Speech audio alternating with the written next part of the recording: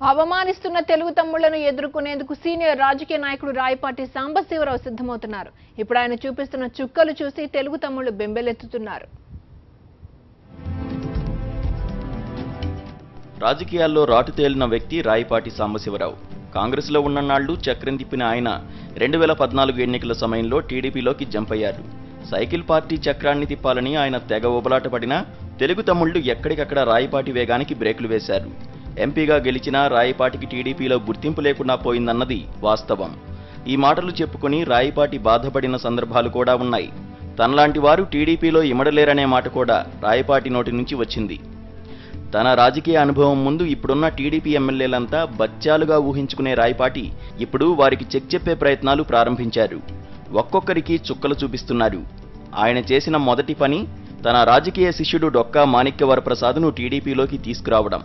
డొక్కాను లోకేష్కు దగ్గర చేసి ఎమ్మెల్సీ పదవి వచ్చేలా చేశారు.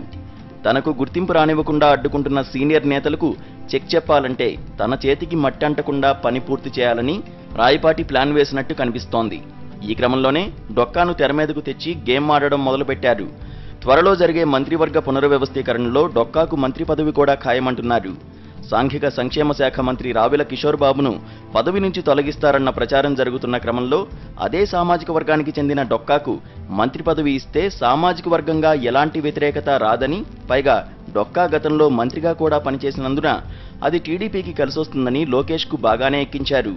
దీంతో అటువైపు నుంచి గ్రీన్ సిగ్నల్ వచ్చిందంటున్నారు.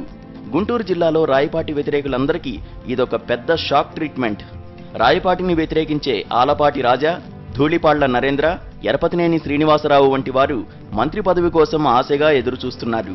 తన శిష్యునికి మంత్రి పదవంటే తానే ఆ పదవిలో ఉన్నట్లు రాయపాటి భావిస్తారు.